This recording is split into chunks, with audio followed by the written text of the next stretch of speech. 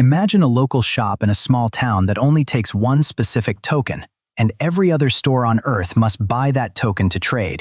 This is not a fiction, because a single country prints a currency that controls how all food, gas, and tech move across major oceans daily.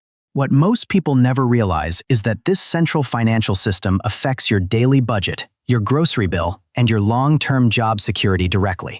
Economists call this massive global grip the reserve status layout. But today, we will see why its deep hidden network effect keeps it firmly alive. Before we unpack how this strange monetary trap was built to last, you should know that nobody warned you about its massive modern dark patterns. I break down one deep financial or psychological concept per video in plain English, so if you want to understand these systems, please subscribe now. Our story begins back in 1944 at a quiet mountain resort called Bretton Woods, where 44 nations gathered to rewrite the global trading rules. The world was broken by war, but the United States held 3/4 of the global gold reserves, making its economy the ultimate safe haven back then. So the leaders made a historic deal that tied all foreign currencies directly to the dollar, while the dollar itself was tied firmly to physical gold. But in 1971, a shocking twist occurred when President Richard Nixon stopped the gold backing completely. Yet the dollar remained the absolute king.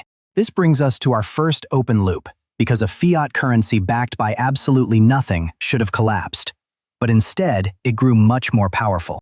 To understand why it survived, we must look at how the global oil market was aggressively captured through a clever deal with Saudi Arabia soon after. What the research actually found is that by pricing all global oil exclusively in dollars, every nation suddenly needed paper dollars just to buy vital energy.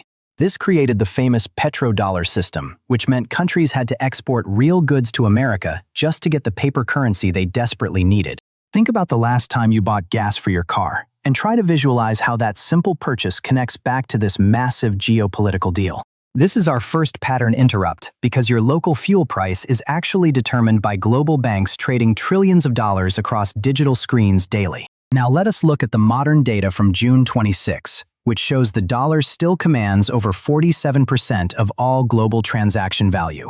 The latest data from the International Monetary Fund confirms that central banks keep nearly 55% of their foreign exchange reserves in dollars.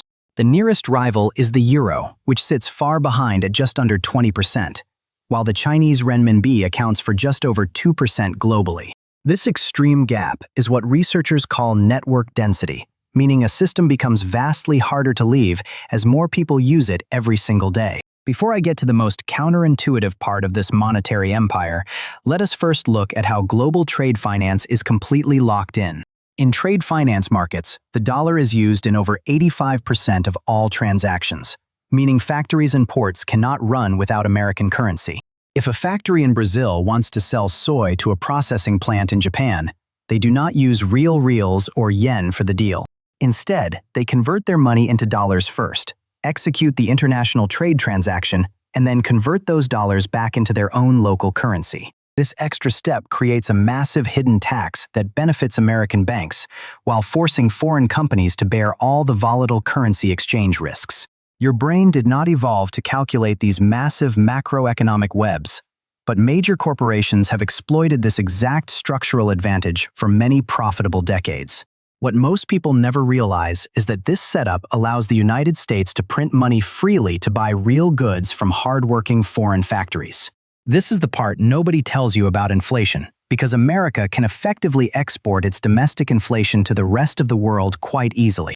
When the Federal Reserve raises interest rates, capital flies away from developing nations back to Wall Street, causing foreign currencies to crash down painfully. This means a decision made by a few policymakers in Washington can instantly make food and fuel more expensive for a family living in Peru. Stay with me, because what I am about to show you in the next 2 minutes is the critical piece that explains the ultimate trap. The true core of this financial dominance is a digital messaging system called SWIFT, which acts as the global nervous system for international money movement. Because the SWIFT network is heavily influenced by Western law, the United States can effectively cut off any rebellious nation from global commerce completely. When a country gets frozen out of this central network, their factories stop spinning, their cargo ships freeze in ports, and their economy halts instantly. This is what political scientists call weaponized interdependence, which means the central hub of a network can use its position as a supreme geopolitical weapon. But here is the part that researchers themselves found shocking when they first looked at the actual resilience data during recent global crises.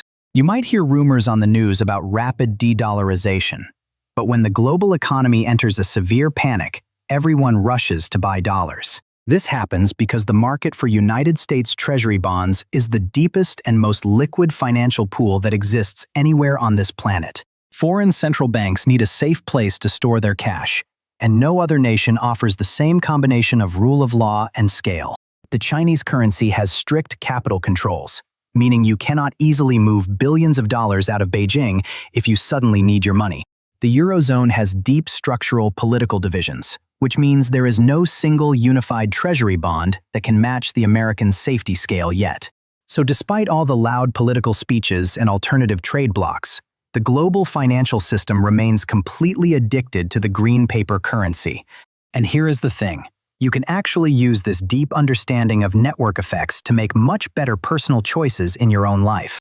Just like the dollar, you want to build skills that have high network density, making your personal value irreplaceable to the market around you.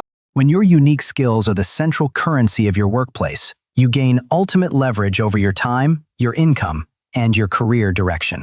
Now let us pull this entire complex picture together so you can remember each core insight we covered in today's deep economic breakdown. First, we saw how the historic Bretton Woods Agreement established the original empire by tying the global financial system directly to American gold assets. Second, we uncovered how the strategic petrodollar loop forced every country to accumulate massive paper reserves just to secure their vital energy supplies. Third, we looked at how the massive SWIFT network gives the ultimate hub power to enforce global rules through weaponized financial access channels. Finally, we realized that the sheer depth of the Treasury bond market makes the dollar the ultimate safe haven whenever global panic strikes the world.